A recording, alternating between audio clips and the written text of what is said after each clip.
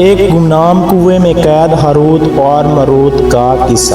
بسم اللہ الرحمن الرحیم۔ السلام علیکم ناظرین، اس ویڈیو کے اندر ہم آپ کو آگاہ کریں گے کہ ہاروت اور ماروت کون ہے، کس وجہ سے اللہ تعالی نے ہاروت اور ماروت کو جنت سے اس دنیا پر بھیجا، آخرکار وہ اس دنیا میں کون سا ایسا گناہ کر بیٹھے جس کی وجہ سے اللہ تعالی نے اسے عذاب میں مبتلا کر دیا، اور عذاب کے طور پر اللہ تعالی نے ایک ایسا کنواں بنایا جس کے اندر آگ جلس رہی تھی اور ان کے اندر ہاروت اور ماروت کو الٹا لٹکا دیا۔ ان تمام حقائق سے پردہ اٹھاتے ہیں اس ویڈیو کے اندر اور چلتے ہیں ویڈیو کی طرف، اور ہم آپ کو مزید یہ بتائیں گے کہ کس طرح سے وہ ایک عورت کے عشق میں مبتلا ہو گئے اور گناہ میں مبتلا ہو گئے، اور آج کل کے دور میں جو جادو ٹونے چل رہے ہیں اس کی بنیاد کہاں سے رکھی گئی، کیا اس کا تعلق بھی ہاروت اور ماروت کے ساتھ ہے، اور کیا جادو ٹونا قرآن مجید سے ثابت ہے یا نہیں، اور کیا جادو ٹونا کرنا حلال ہے یا حرام۔ ان تمام سوالات کے جوابات جانتے ہیں اس ویڈیو کے اندر۔ ناظرین، جیسا کہ آپ کو پتہ ہے کہ اس دنیا پر جنات کی حکومت تھی، جنات اس دنیا پر آباد تھے اور اللہ تعالیٰ کے فرمانبردار قوم تھی۔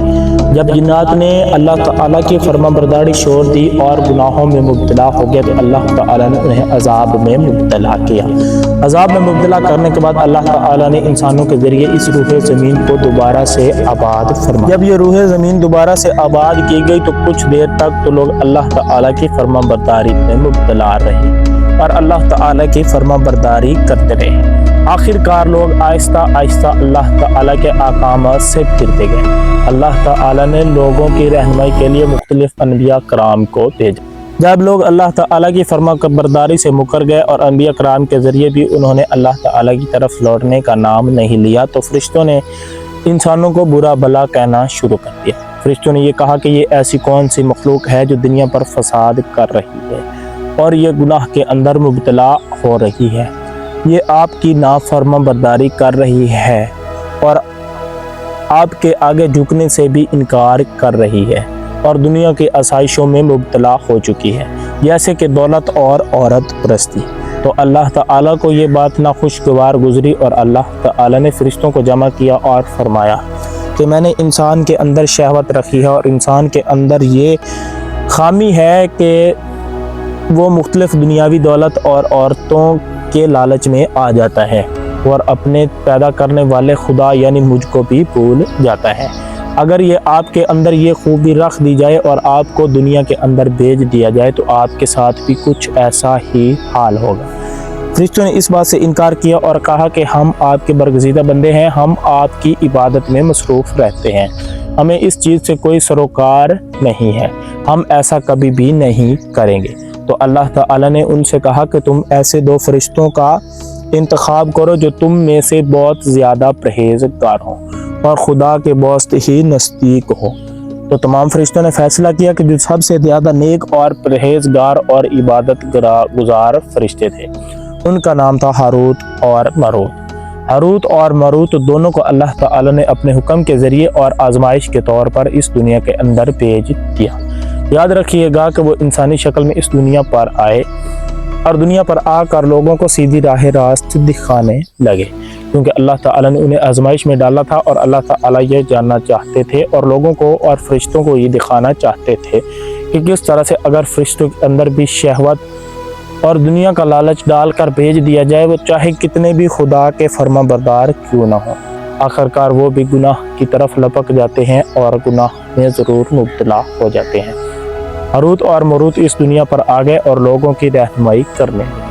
ہاروت اور ماروت جادو ٹونا بھی سکھاتے تھے اور لوگوں کو کہتے تھے کہ جادو ٹونا نہیں کرو، اگر آپ جادو ٹونا کرو گے تو آپ کے لیے پریشانی ہوگی اور آپ کے لیے گھاٹے کا سودا ہے، یعنی آپ کو یہ طرح طرح کے نقصانات پہنچائے گا، یعنی کسی کی شادی میں رکاوٹ تو کسی کی دولت میں رکاوٹ اور کسی کی موت کا سبب۔ اور لوگ اس بات سے آگاہ نہ ہوتے بلکہ لوگ اللہ تعالیٰ کی فرمانبرداری کو چھوڑ کر جادو ٹونا سیکھنے کے لیے ہاروت اور ماروت کے گرد ہر وقت جمع رہتے اور ہاروت اور ماروت کو یہ کہتے کہ ہمیں جادو ٹونا سکھاؤ۔ ہاروت اور ماروت اللہ تعالیٰ کے حکم سے سب سے پہلے تو انہیں اس کے نقصانات بتاتے اور نقصانات سے آگاہ کرنے کے بعد हारूत और मरूत उनको ये आगाह करते कि इससे आपको नुकसान होगा। ये आगाही देने के बाद जब लोग न रुकते और जिद करते कि हमें जादू टोना सिखाएं, तो हारूत और मरूत उन्हें जादू टोना सिखाते थे। यही सिलसिला कई दिनों तक चलता रहा। आखिरकार फारस की एक औरत हारूत और मरूत के पास आई। वो इंतहाई खूबसूरती की मालिक थी और अल्लाह ताला के हुक्म से ही आई थी, क्योंकि हारूत और मरूत का अल्लाह ताला इम्तिहान लेना चाहते थे और फरिश्तों को बताना चाहते थे कि इस तरह भी होता है कि अल्लाह के बरगज़ीदा फरिश्ते भी शहवत और दौलत में मुब्तला हो जाते हैं और अल्लाह ताला की नाफरमानी कर बैठते हैं। जब ये मामला कुछ अरसे तक चलता रहा और उन्होंने औरत को देखा तो वो औरत के इश्क में मुब्तला हो गए। वो औरत के साथ बदकिरदारी करना चाहते थे।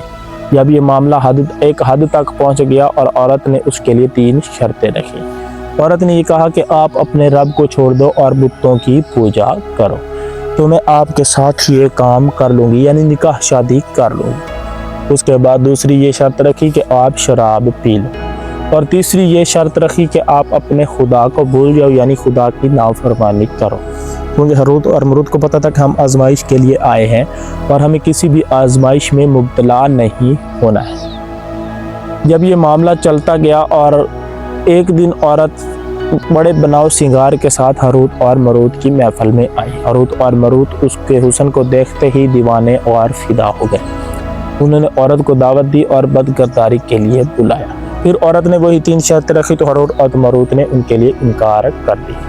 हारूत और मरूत ने कहा तो इससे अल्लाह ताला की नाफरमानी होगी और अल्लाह ताला हमारे साथ नाराज़ हो जाएगा, लिहाजा हम ये काम नहीं करेंगे। उसके बाद औरत ने कहा कि आप शराब पी लें। हारूत और मरूत के लिए उस वक्त शराब की मुमानत नहीं थी। हारूत और मरूत ने कहा कि इसमें खुदा की नाफरमानी भी नहीं होगी और हम शराब भी पी लेंगे। जब उन्होंने शराब पी ली और नशे में मदहोश हो गए तो औरत ने उससे सारे तीनों काम करवाए, यानी बुतों की पूजा भी करवाई और उसके अलावा न खुदा की नाफरमानी भी कराई। इसके अलावा औरत ने हारूत और मरूत से एक नाम भी बुलवा लिया जिसको नाम आज़म कहा जाता था।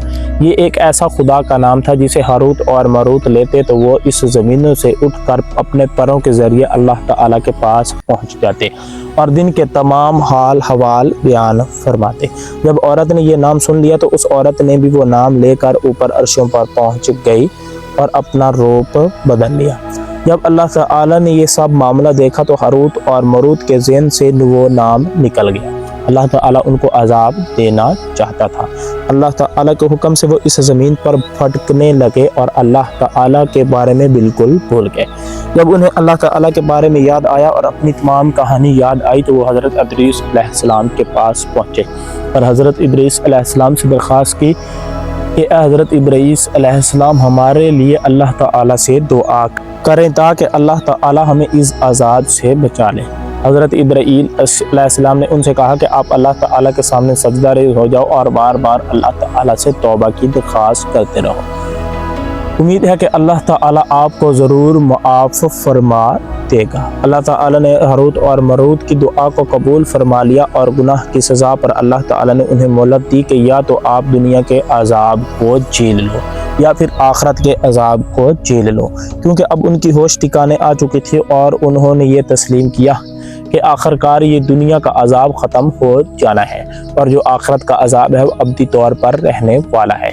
इसलिए इन्होंने दुनिया के अजाब को तरजीह दी और अल्लाह ताला से कहा कि हमें इस दुनिया में ही जो अजाब देना है दे दो ताकि हम रोज़े क़यामत पाक साफ होकर उठें और जन्नत में जा सकें। तो अल्लाह ताला ने इस अजाब के तौर पर बाबिल के शहर में एक ऐसा कुआं बनाया जिसके अंदर आग भड़क रही थी।